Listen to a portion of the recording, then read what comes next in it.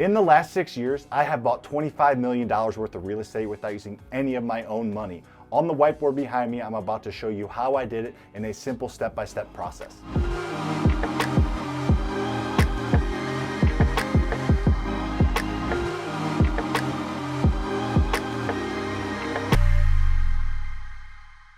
The method that I used to build that $25 million rental portfolio and have $10 million worth of equity is the BRRRR method, or the BRRRR strategy. I talk about a lot on this channel, but I wanted to give you a very, very simple breakdown of how it works so you can go do it too.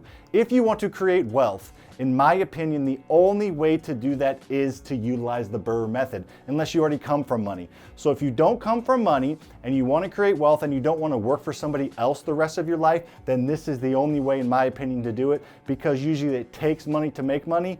This method is using other people's money to make money for you. Before I get started, make sure to hit that like button. I'd really appreciate it. I feel like I'm dropping some good knowledge on here, and a like would really, really go a long way to help me out. The method I want to talk about is the BRRRR method, or the BRRRR strategy. It stands for buy, rehab, rent, refinance, and repeat. I'm gonna have a little fun with that last letter at the end, so stay tuned. I'm gonna change that letter and make this a lot more impactful. So like I said earlier, I have used this method to buy a ton of real estate without using any of my own money.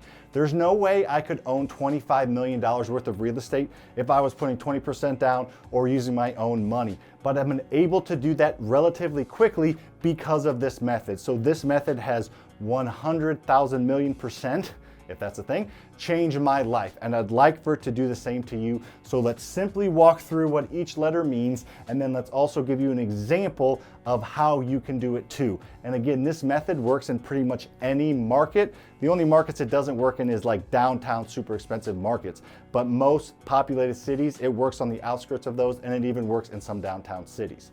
All right. Buy is the first letter. You need to buy a house at a discount. You need to buy a distressed property using somebody else's money, okay? You're gonna use a hard money lender or a private money lender. I have several videos on this channel that talk about both of them, but just know using OPM or other people's money to buy an asset, buy a piece of property, buy a house in this example. So you're gonna buy a distressed house using a hard money lender or a private money lender. For this example, I wanna show you a real life example of one of my most recent rental properties. I used a private lender, and his name's Steve. So Steve gave me, well, we'll talk about it in a minute, but Steve gave me $100,000. So I bought a distressed house for $100,000. Most of you can buy houses at that price point in your market. You just don't know about them because you don't know where to define or where to find distressed properties. However, they are there, but this also works at $200,000, $300,000 price points. This works at higher price points as well. I just want to show you a real life example because it's real and it's simple. All right, so I bought a distressed house at a discount for $100,000, and then I rehabbed it. Buy, rehab, or the first two steps, and got it to rent ready condition. So I have $150,000 in the deal. Now, as I talked earlier, you're not gonna use any of your own money throughout this entire process. I still have yet to. So what happened was, I looked at the property, saw how much it needed, went to my private lender, Steve, and Steve wrote me a check for $150,000. I bought the house at a discount and used $50,000 to fix it up. So I have $150,000 of my private lender money, Steve, in the deal, and I haven't used any of my own. However, he needs his money back plus interest. How do I get him his money back without using any of my own plus interest? I'm getting ready to show you. This next step is pretty simple. It's got pretty simple up to this point.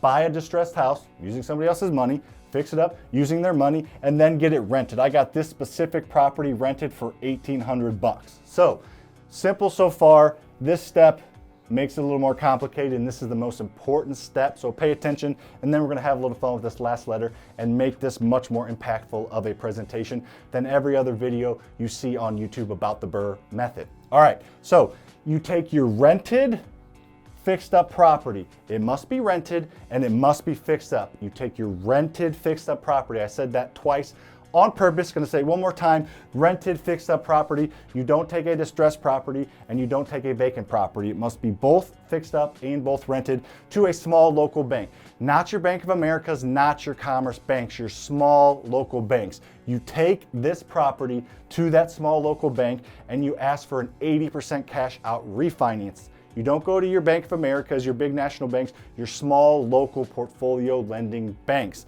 Your First State Bank of this county, your Bank of this county, or First State Bank of this city. These small local, community banks, you talk to them and see if they'll do an 80% cash out refinance, meaning they are going to give you a loan and give you cash on 80% of the value. So they're going to send out a third-party appraiser. The appraiser is going to value the property in its current condition after you fix it up. Remember, you bought it at a discount and fixed it up. So this specific property appraised for $200,000. So they wrote me a check for 80% of that.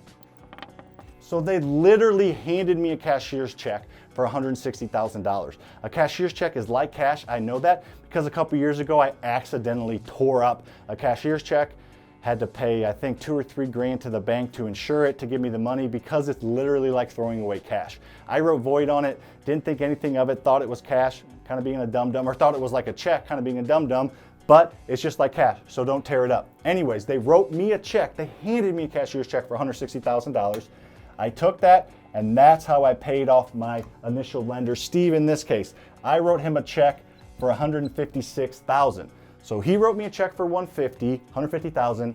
About 85, 90 days later, I wrote him a check back for $156,000. So he made $6,000 in 85 days. He's happy, great return on his money. He's paid off though. He's got his money back. He made $6 grand. He's ready to do another deal. Hence the last step repeat, which I'm getting ready to change. So if you're paying attention, I actually made $4 grand of tax-free money. It's a cash out refinance. It's a loan from the bank. It's a mortgage. They didn't just give me the money. I owe them that $160,000 back in the form of a mortgage over the next 25 years at about 4%. So it makes that debt manageable. And I took the cash back out, and debt is not taxable. So I made $4 grand of tax-free money. However, I have a $160,000 mortgage, which is about $800 a month.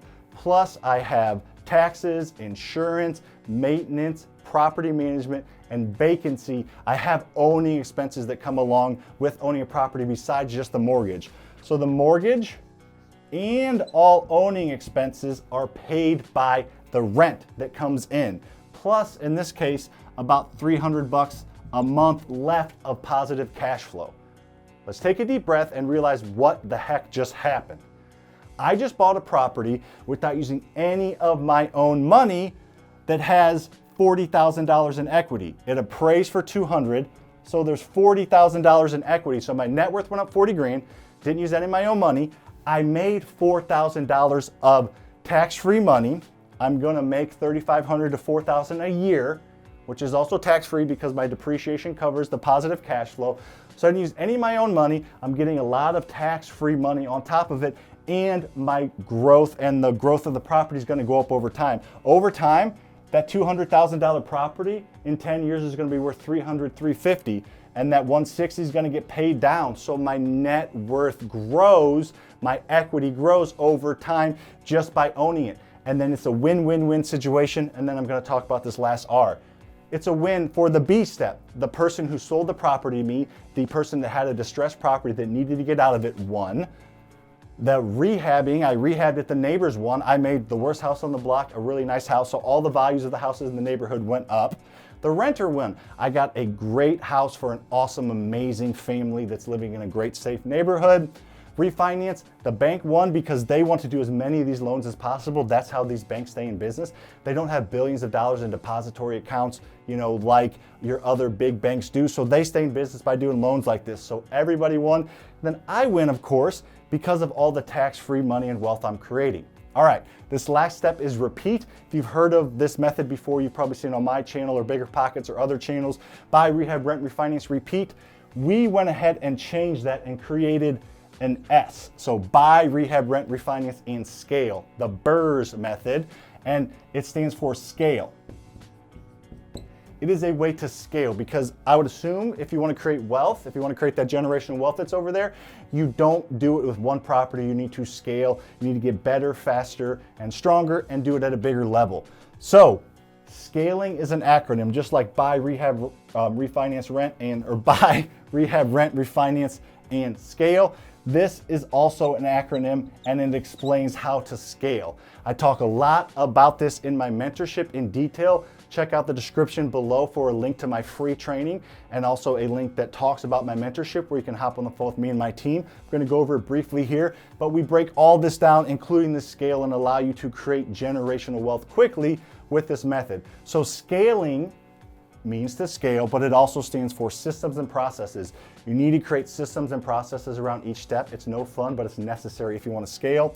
You need to get involved in your local community and get some type of coach, whether it's my virtual mentorship, whether it's just watching my TikTok, YouTube, and Instagram, or it's actually paying for a mentorship. You need to get involved in your community and get involved locally where you're investing. Accountability, you need to have personal accountability as well as accountability in your entire process, from your wholesalers you work with, from your rehab crew to your bankers. You need to have them accountable, you need to hold them accountable, and they need to hold you accountable. Lead flow, if you're wanting to do this at a high level, if you want to buy 22 houses in 2022, you can do that, but you have to increase your lead flow. There's a ton that goes into that. And the last one is extra funding. You need to make sure you have extra funding lined up at the buy, the rehab, and the refinance stage. You need to not just have one private lender. You have multiple private lenders and maybe a hard money lender or two to finance the purchase and the fix up. And then you have more than one small local bank or small local credit union to work with. If you want to scale, you need to increase those relationships and get extra funding at those 3 key points in the process. So this is how I have bought $25 million worth of real estate. I talk about this kind of stuff all the time on this channel. So make sure to hit that subscribe button if you have not. Hit that notification bell so you get notified when I have new videos come out, new shorts come out, and also when I go live, because I go live on this channel once a week at least. So if you want to grow wealth, this is the best place to do this on all of YouTube. I will help you do it because I am actively doing it. Not that many people actively invest and teach as I do. There's other great teachers out there and there's other great investors out there, but there's very few people that do both as much as I do. So I'm teaching with what I've done and what I'm doing as I'm doing it. So hit that darn subscribe button, hit that notification bell, and share with your friends.